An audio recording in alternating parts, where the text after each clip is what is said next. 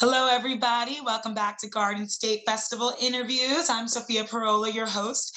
I am so excited because I get to interview Karl, the man behind the short film Disarray Days. How you doing, Karl? Good. How are you? I'm doing well. I'm doing well.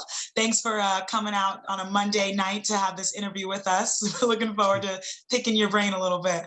Excellent. I would Thank love you. for you to introduce yourself and your title in the film. And also, can you tell everybody a little bit about your film? Sure. My name is Karl Erikson. I am the writer, director, and editor, which is pretty common when you make a short film. The film is Disarray Days. It's about toxic relationships and how people allow them to affect their decision making. Very cool. I mean, the story itself is about Travis, who is he's made some really bad choices in his life, and he's blaming the universe. And one day he picks up a hitchhiker who he ends up bearing his soul to, and the hitchhiker validates his pain and justifies his past decision making. And he says, you know, it's not you, it is the universe, and I know how we can get the universe back. And so he decides that the best way to do this is to pull a quick change scam on a convenience store. I don't know how that's going to make things better, but in their minds, it will.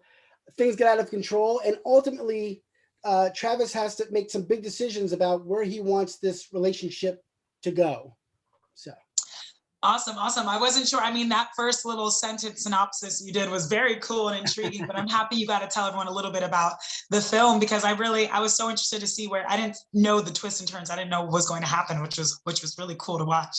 I would love to ask you, how did you come up with this idea? What was your inspiration for the film? How did it all begin? Sure. So my very first film I made back in 2004, Disarray Days. I feel like the production and the whole story itself kind of suffered because I had no idea what I was doing.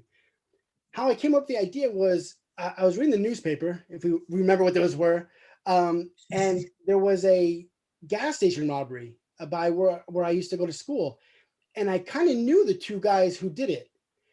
And the first guy, I was like, yeah, I kind of get this. I can see this is the path that he's gone. But the second guy, I was kind of, why? And that's really where I got this idea, that like, what makes the second person get involved?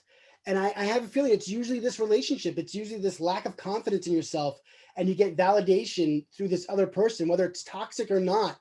It feels good. And so you find yourself doing things you normally wouldn't do or know are wrong because you like to have that feeling. Wow, that's so interesting how it all started in 2004 and it developed from then. Yeah. And that's so interesting. I love hearing how writers get their first inspiration, because from that to this, that's an amazing development. And I was just talking a little with Karl before we started the interview that I am familiar with the two lead actors in it, Merritt and Mike. And I know some other people that also went to Montclair that works with them, just filmmakers. And that's so cool that you had a crew with people that you knew and that you trusted. I'd love to ask you, just how is filming with these people that you trust and that you know? And what was the process of filming like? That is it. So I have my band of usual suspects that I love to work with. Same DP, same AC, Omar, Josh. It was my first time working with Mustafa, who came on to co-produce with me. I love surrounding myself by people who I love and people I trust. And when I meet new people, it's usually through them. So there's this idea that, okay, well, if they trust them, I'm fine with that. And I tend to use people who are from New Jersey and use New Jersey locations, and that's really important to me. But yeah, I love to work with people I trust and know, and even some of the locations. Like my last film, Adult Strife, played at the Garden State Film Festival, was shot at the same farm as one of the scenes for Disarray Days as well. It's just I like working with people I'm comfortable with. Yeah. Absolutely. Very cool. Yeah. Making sure everyone around you is people that you trust and you're comfortable with. That's awesome. And I was going to mention about the scenery, because I love that I don't know if that was the opening shot, but just the trees and the scenery that you really, I loved looking at it. And you said that about New Jersey, and you had a film last year in the Garden State Film Festival. I'd love to know, just what are your thoughts about the Garden State Film Festival? Why did you submit again to it? And what does it mean having your films premiere at Garden State? number one, that's awesome to have my film play at Garden State. The thing I love about Garden State Film Festival and festivals like it is how they make me feel as a filmmaker. There's a lot of festivals where you submit your movie and then it just plays somewhere, and Mhm. that's the end of it. Here I am doing an interview. Here I am, we're talking about my movie. We're talking about my process. This is why I do it. I mean, all those things are important to me. Working with those people is important to me. Telling my stories is important to me, and I like getting that from festivals. And Garden State does it. I love that. Thank you so much. I mean, I think that's perfectly said. Garden State tries really hard to make sure that their filmmakers know that they're not just, another film that's going to premiere. Absolutely, we're like a family. We want to make sure that people always keep submitting to us and know that like your success with this film really is truly Garden State's success. So the more we work together, the better. And that's so awesome that you keep submitting, and I hope that never stops. Yeah. Um, so it's so cool that you work with people that you trust and you keep making these films. And I know that you went to school and know all these people and you still work with them today. I'd just love to know some advice you have for filmmakers out there, especially right now during this time. I mean, with COVID and the climate that we're in, it's hard to always stay productive and creative for that matter. So how are Yeah. you staying creative during this time? And what advice would you give to other filmmakers or aspiring filmmakers out there? How I'm staying active is I am finishing projects I've started. Mm, That's my main goal. I'm saying, okay, I've got a couple scripts that I worked on. Let's get them done. Mainly feature stuff. Advice I'd give to up and coming is they always hear, keep making movies, never stop. I agree with that, but I think it should be a little bit more involved than that.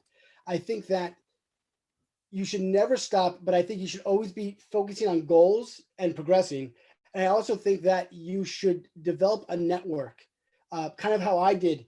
And it's not necessarily, if you're a writer director, it's great to know other writer directors, but you should really be getting to know directors of photography, gaffers, producers, people who are at your level and are interested in doing the things that you're doing, and they can help you get, ultimately you're all working toward the same goal. I think that is what you really need to work on. So absolutely, that's absolutely. It's not every man for themselves. I mean, the more we network right. and support each other, it's so important.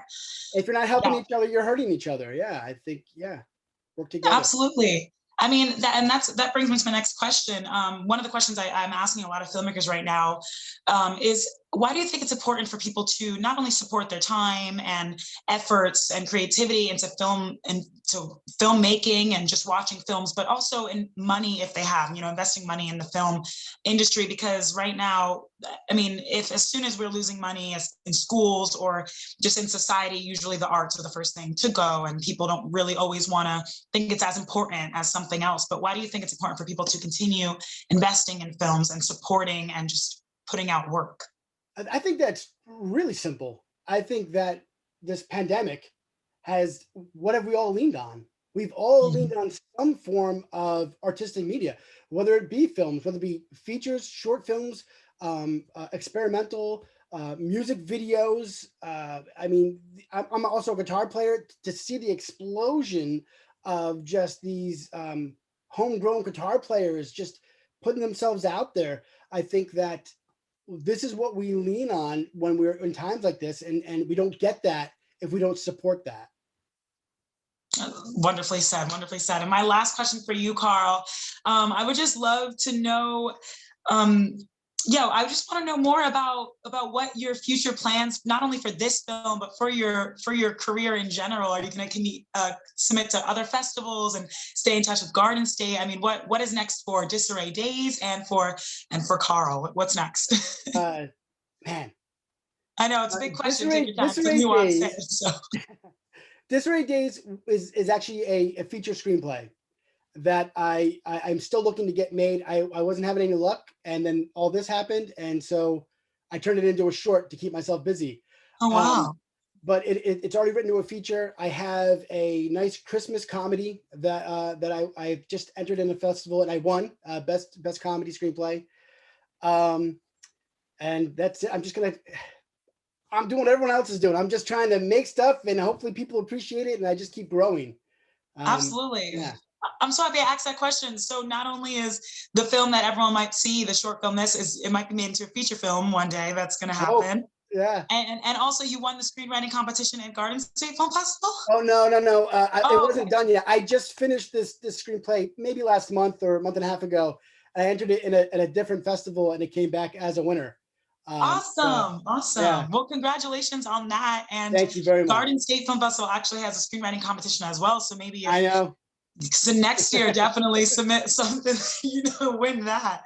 That is so awesome. Well, I mean, I don't doubt that this feature film that'll happen one day will be in Garden State, or any films that you have in the future, because you're a great filmmaker. Garden State likes to keep their filmmakers feel like family and know that your success is our success. And we just want to make sure that you keep in touch with Garden State, because we love our New Jersey filmmakers and filmmakers in general, people who love to stay creative and share stories.